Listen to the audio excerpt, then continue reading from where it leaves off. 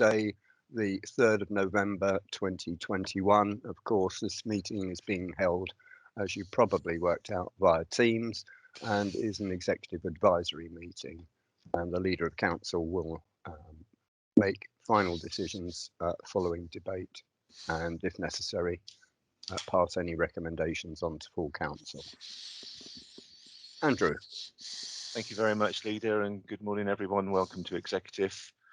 Just to let you know that the meeting, as the Leader has said, is being recorded, and a copy of that recording will be made available on the Council's website in the next 2 working days. Just in case there is a technical problem, we will adjourn the meeting, but hopefully everything will be in order and operate correctly this morning. I'll now hand back to the Leader of Council to carry out the introductions for this meeting. Thank you. Thank you, Andrew. Right, I'll now just go round each executive member in turn and management team in order that they can confirm that they can see and hear and are actually present. Starting with myself, I'm here, I can see and hear. Councillor Slocum has given her apologies this morning. Councillor Caswell. Good morning, everybody. Good morning, Leader. I can clearly hear and see everything. Thank you. Thank you. Thank you. Councillor Duddridge. Councillor Duddridge has sent his apologies for this meeting. Okay, thank you. Councillor Gilling. Morning, Leader. Yes, I can hear. I am here, and I can hear and see everything. Thank you. Good, good. Councillor Healy. Yeah, good morning, everybody. I can clearly see and hear everything perfectly. Thank you. Thank you. And Councillor Keane. Yes, good morning, everyone. I confirm that I can see and hear everything clearly. Thank you. Deputy Chief Executive, Mr. Bamsey. Good morning, members, everybody. I confirm I can hear and clearly see everything. Right, Mrs. Turner. Good morning, everybody. I can confirm I can see and hear everything. Thank you. Thank you. Melanie Wellman. Good morning, everyone. I can confirm that I can see and hear everything. Thank you. Thank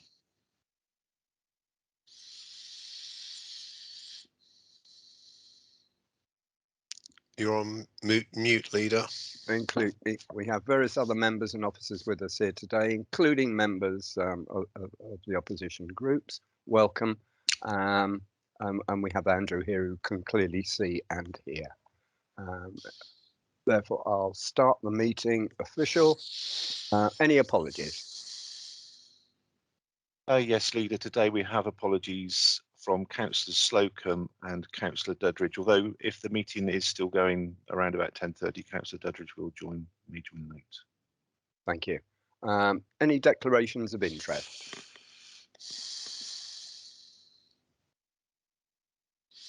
No. No. Okay. Moving on then. Agenda item 3, urgent business. I have none. Agenda item 4, public speaking. We have no members of the public registered to speak, though of course I will allow members to speak at the appropriate time on the agenda. And then at the end of each item, a recommendation will be made to me.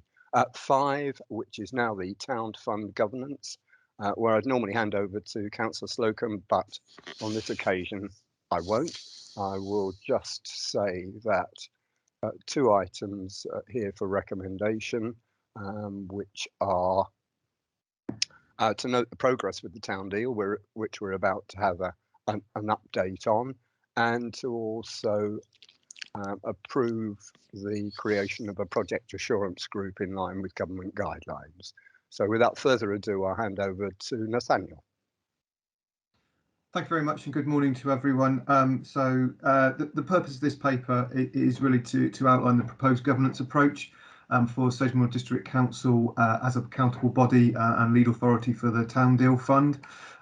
Just to provide a little bit of background to it. So originally, government had set out that they would be assuring business cases that are produced as part of the town deal process, but took a U-turn on that in the sense of that they decided earlier on this year that in fact they would like the lead authority, in this case Sedgemoor, to carry out self-assurance of the business cases. So with that in mind, officers and consultancy team felt that it was important to have that separation between our role in the sense of supporting and developing the business cases and the production of the town investment plan and everything that sits behind that, but also with that separation between our own due diligence in reviewing the business case.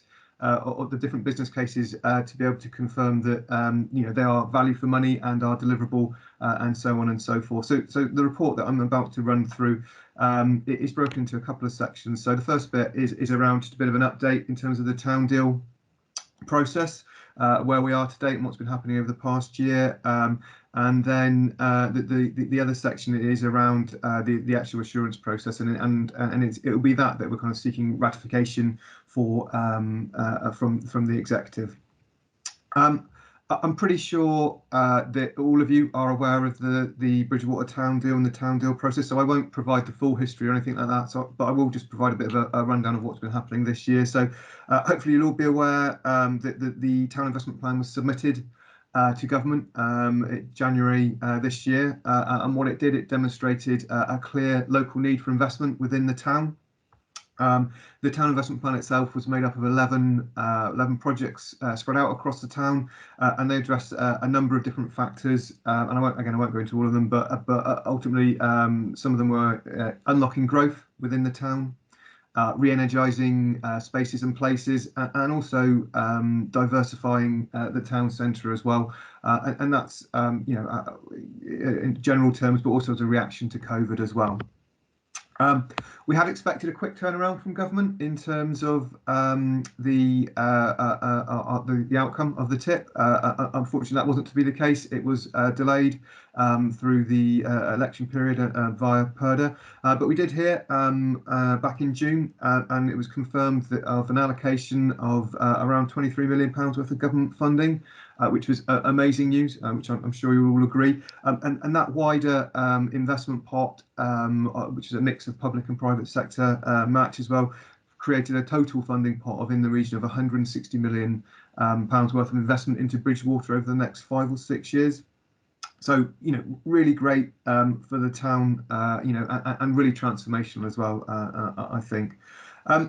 Following that announcement, we entered into a heads of terms with government, and that was signed by the chair of the Bridgewater Town Deal Board and the chief executive of SDC and the Secretary of State. The process to follow after that was that the Town Deal Board had 2 months to confirm the projects that it wanted to carry forward into the full business case stage, and then subsequent to that, a further 12 months to produce all of the business cases as well. For those of you that are eagle-eyed, you will note that our TIP was submitted to the value of £25 million worth of investment. Like I said, we only got around 23 million. It's still great, but obviously slightly disappointing. And what that meant was that the officers, the Town Deal Board, and the consultancy team had to undertake work which has been ongoing for quite some time, in the sense of making the projects within the TIP fit the funding envelope. And there were a number of different options that we explored, and just a few of them are detailed in the report. So the first one that I'll bring your attention to is to reduce the value of each project by the same percentage. Ultimately, we rejected this just on the basis that some of the projects were more strategically significant, potentially had a little bit more of a cushion in terms of the funding that could be applied, and it just didn't seem the right way to apply those reductions. The second approach was removing whole projects from the town investment plan, and obviously subsequently not to submit them as a business case. But again, we felt this wasn't the right way to go. There is a change mechanism within the town deal process, but ultimately reintroducing a project would be a significantly difficult proposition, we believe, from what government has said. So again, this was rejected. And the final approach that we did take was around reducing the value of projects that were considered not as strategically important. Now, clearly, all of the projects within the TIP were significant and important because it is a whole package for the town. But the view was that some of the revenue projects could be reduced, and what that did, that enabled us to be able to meet that funding envelope as we saw fit. Things are never simple with these kind of programs, I should say, and so ahead of that, the 2-month deadline, an alternative opportunity arose. So the Levelling Up Fund first submission was announced, and Somerset County Council submitted a scheme for the A38 on the Bristol Road in Bridgewater. And this is significant on the basis that the scheme itself picked up 2 of the town deal related projects, those being Dumble Junction and elements of the cycling infrastructure.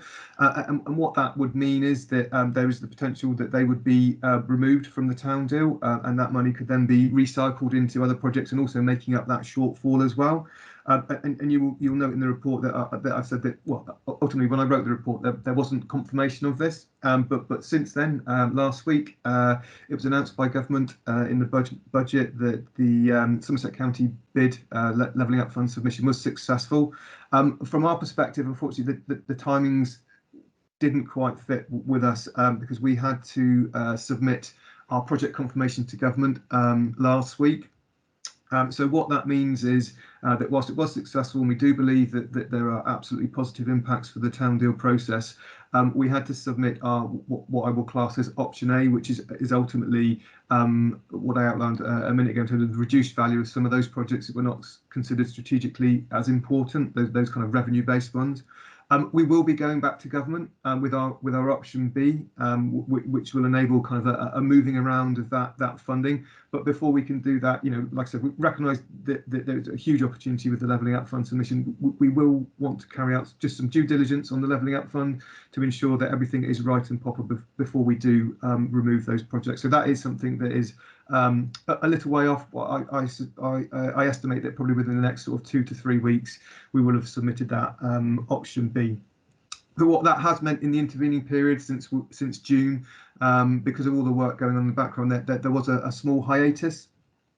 But that's not to say that work wasn't going on, and as I've alluded to already, that there was a significant amount of work by the board and officers, not only in terms of working out that funding envelope and how best to fit everything into it, but also in terms of prepping project partners as well, to ensure that the project partners and the projects are in pole position ultimately to be able to move forward at pace once we've kind of made that final decision, and we can move forward with the business cases as well. So that's the kind of the brief update on where we are in terms of assurance itself. So I touched on this earlier in the sense that government now encourage local assurance rather than this being done centrally, and SDC as local accountable body is expected to establish an appropriate and robust assurance procedure to review and ratify the business cases, and that'll be looking at things like deliverability, procurement methods, the need for the project itself, and that's something that's ultimately already been answered in the tip, but also looking at the financial elements of it as well. And this report has 4 options in terms of the assurance process that we could take. Clearly, there is one that this report recommends, but just for the purpose of this, I will run through them all so everyone is aware of them. So option 1 was to elect to submit the business cases to government for a central review and assurance. But ultimately, we don't see this as the best option on the basis that it opens us up to significant delays in terms of final assurance and sign-off.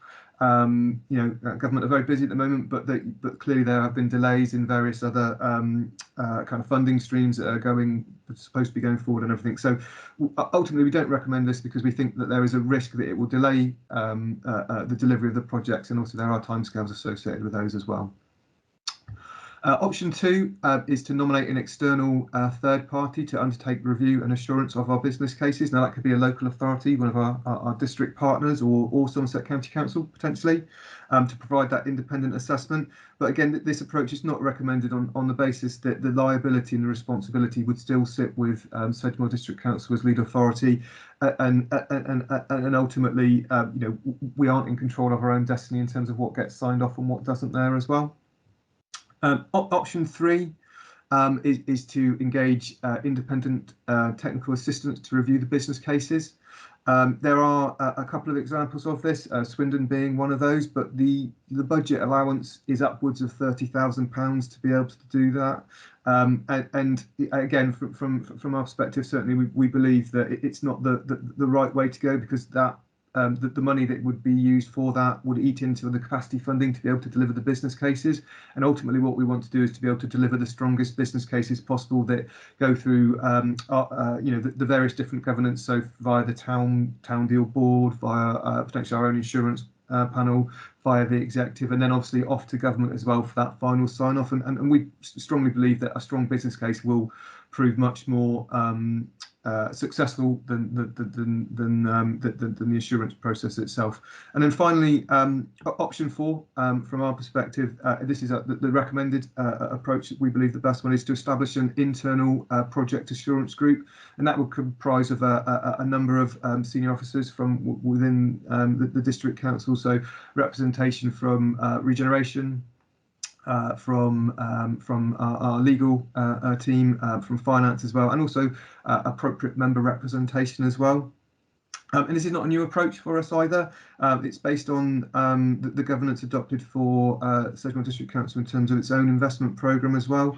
And we believe that this approach enables ourselves to be in charge of our own destiny in relation to the town deal process, and also provide sign-off for the business cases in a timely manner, and ensuring that there is the right amount of due diligence, so projects can move forward within their allotted timeframes, and ultimately we can deliver them and all of the benefits for Bridgewater and the wider area as well. What I just want to do, and hopefully the technology will hold up, is I just want to quickly just share my screen just to show you a pictorial representation of how we believe the insurance process should work. So if you just bear with me 2 seconds, I will just put it up on the screen.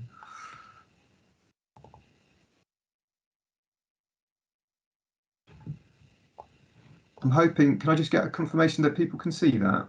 We can see, thank you. Excellent, okay.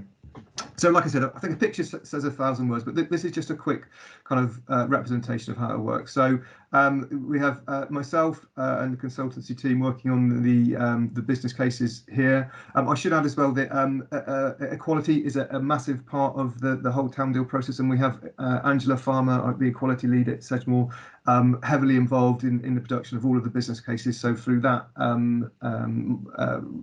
it's absolutely the way to go. The town deal board themselves have their kind of strategic overview of project outcomes, and they will have sight of the finished business cases and sign them off as well.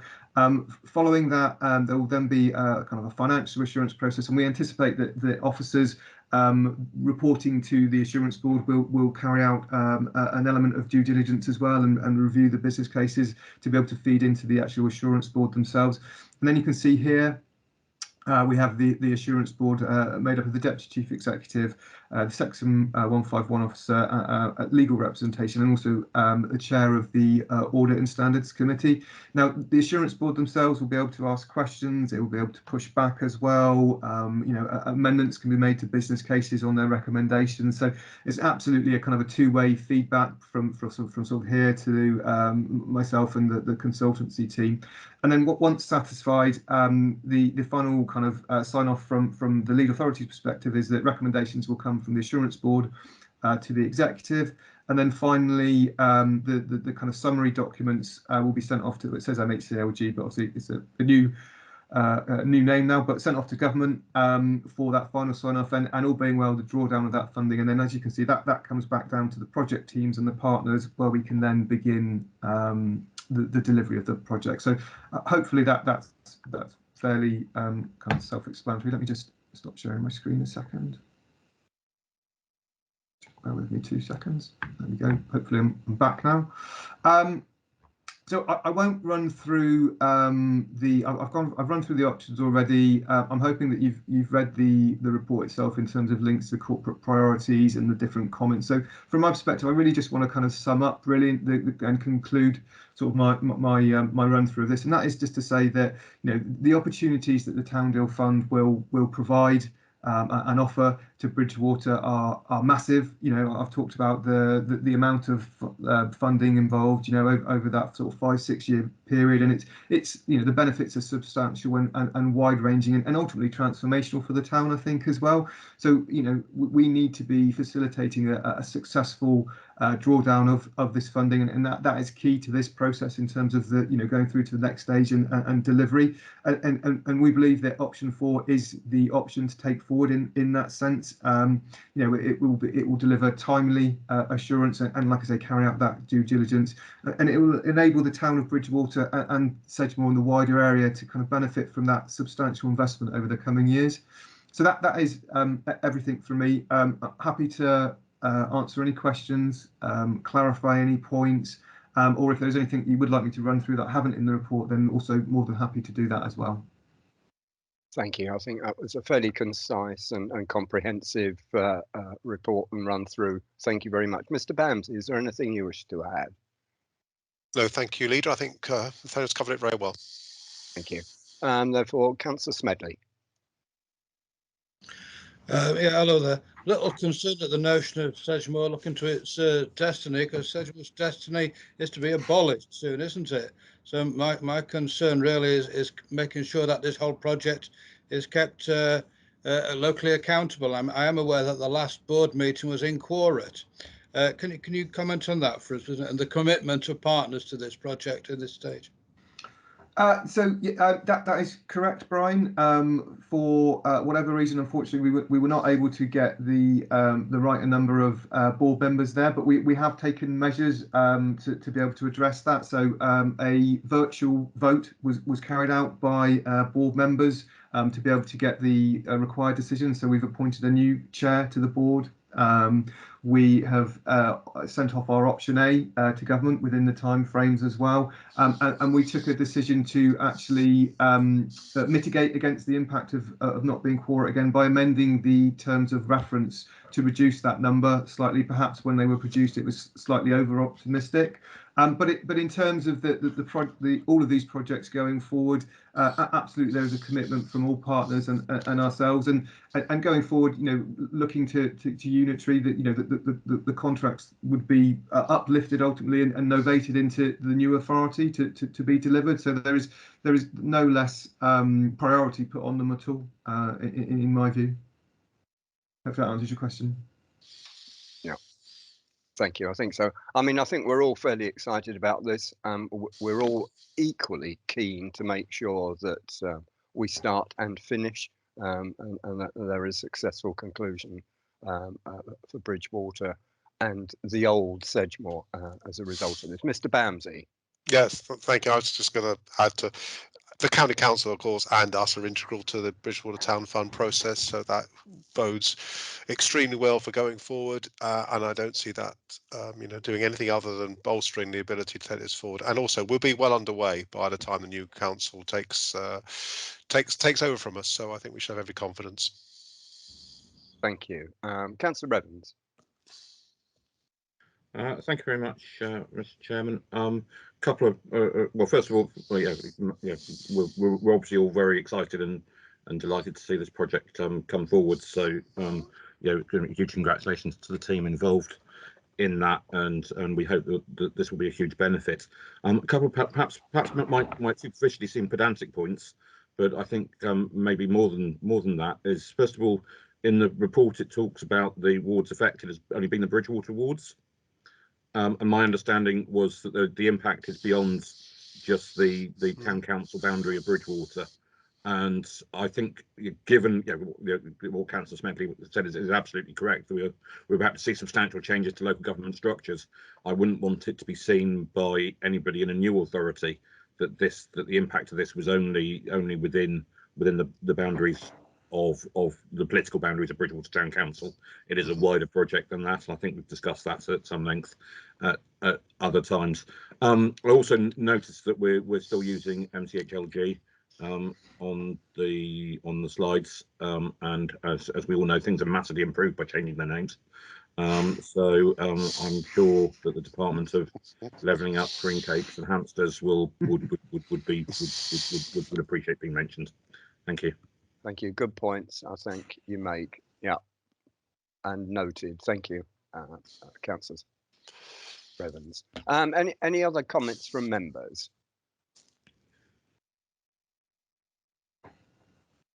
Oh, right. Okay, then moving on. Then we come to the two recommendations on there. One is to note, and the other one is to approve option 4, which is the creation of an internal project assurance group. Are there any members, therefore, against that proposal? Are there any members wishing to abstain from that proposal? Mr. Melchior.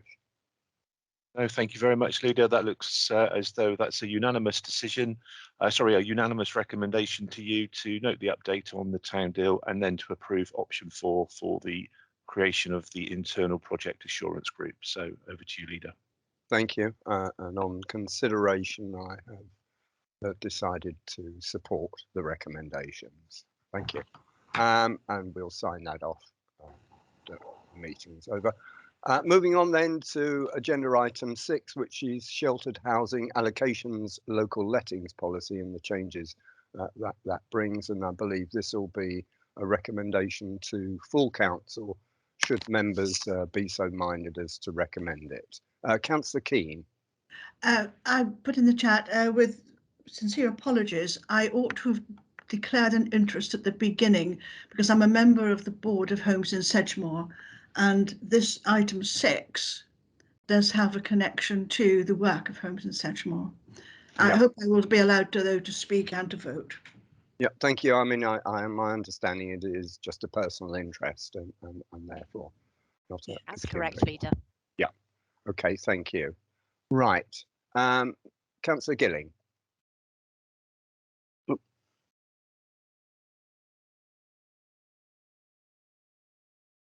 You're on mute. Am I now? No, we can hear you now. You can hear me Loud now, and clear. Yeah. As you pointed out, Leader, this report is about Sedgemoor's sheltered housing allocations, and it to me is an encouraging response to conversations that have been held with the community, and this is a demonstration, and indeed Sedgemoor and the housing body of officers have listened to the comments from those members of the community. The reporting officer, Mr. Baxter, is with us this morning, and I'm sure he will. This is way beyond my pay grade to go through the detail. Mr. Baxter is far better qualified than I to try and follow it through, but I would follow your comments, Leader, about the recommendation to Council at due time. Thank you. Thank you. And welcome, Mr. Baxter. Good morning, all. Yes, as Councillor Gilling has introduced, a case of listening to complaints from residents and reacting to them. People in their 40s and 50s and younger with care needs associated with drugs and alcohol, mental health concerns, we found can't be cared for in our sheltered housing services. So the response was a pilot looking at introduction of age restriction to over 65 with a care need or over 55 with a care need. Most of them with physical disability or frailty, and you'll see the results attached to the report. Homelessness Housing Advice Manager has raised concerns about what we do with those younger people with care needs under 55. Key to this is going to be a review of all our sheltered schemes for fitness for purpose. Some are too small, some of them are really old and quite tired and are not really fit for purpose anymore.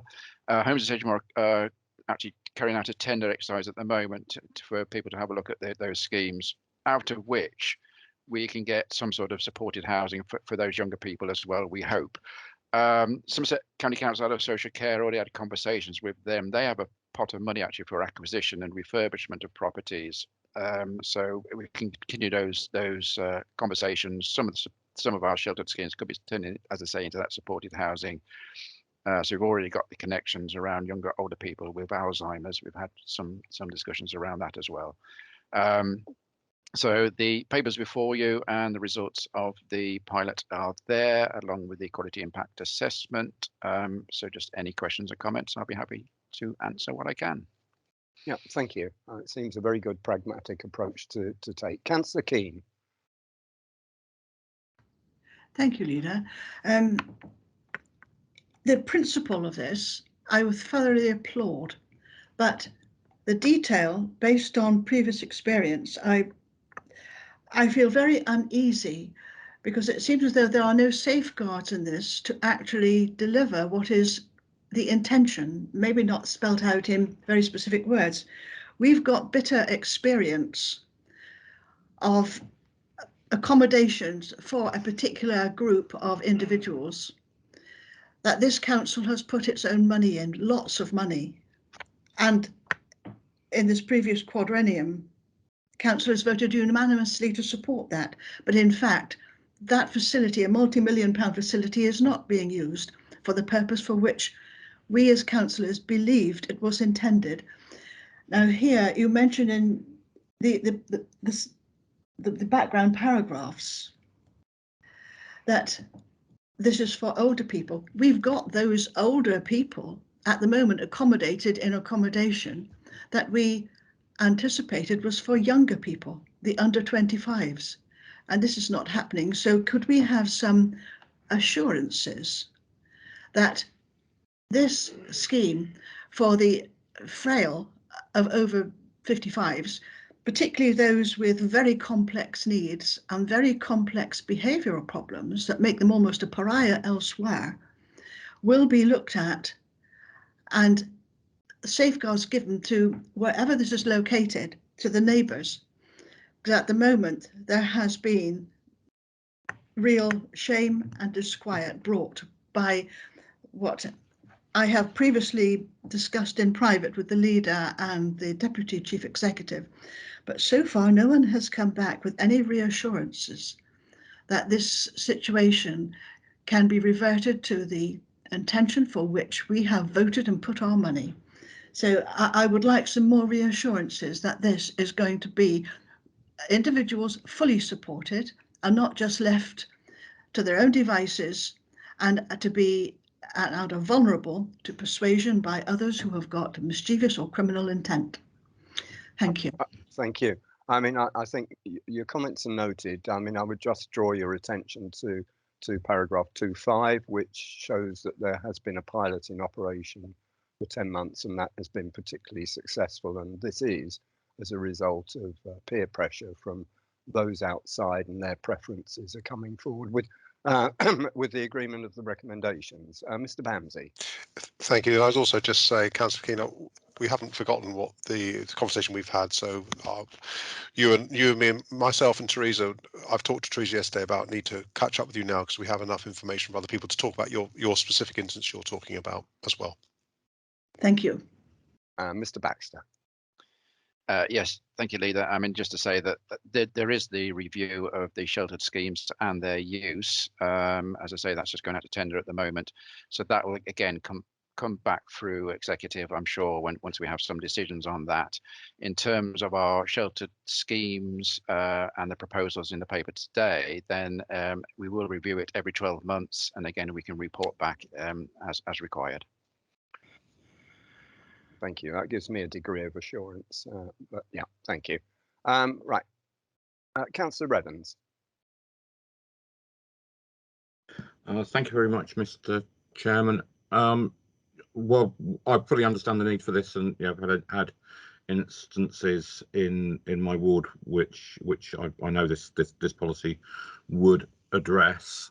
I am also very aware that there are more people with adults with learning difficulties or adults with acquired brain injuries and so on who are living longer, and the current thinking is for them to live independently. What assurances do we have that there is sufficient accommodation that is suitable for the needs of those vulnerable people within our communities, that they can live in harmony with their neighbours? Mr. Baxter. That's a good question. I mean, in terms of our own stock, we have looked at the provision, and remember there's a previous paper came around about the supported service with the bronze, silver, gold service, and the amount of hours that generated. So that we are looking at that through with Homes in Sedgemoor and their officers to extend into general needs. So that service will be offered across the piece. The difficulty, of course, is adult social care in terms of other members of your wards that we don't have control over, which is not our stock, and the difficulty in getting carers and social workers, etc.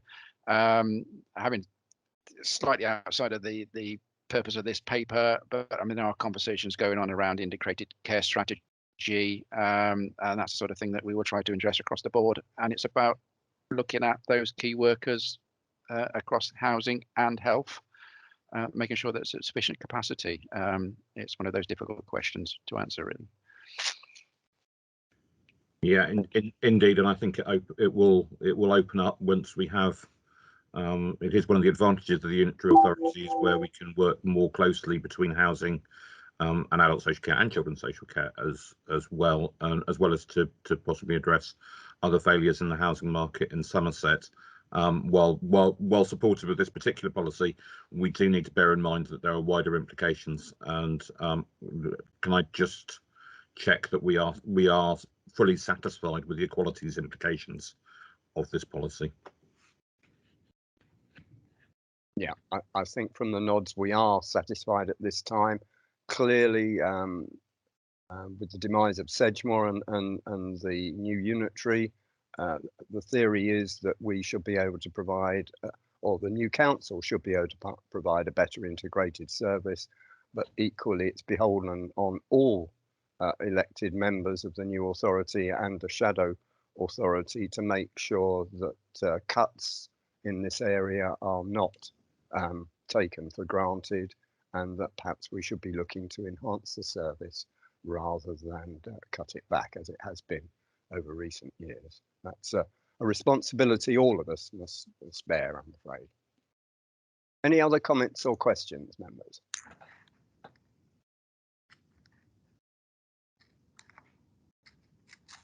No. In that case, we have the recommendation before us. I'll now ask if there are any against. Are there any abstentions? Yes, Leader, I would like to abstain from this one. Thank you. Mr. Melhuish. Thank you very much, Leader.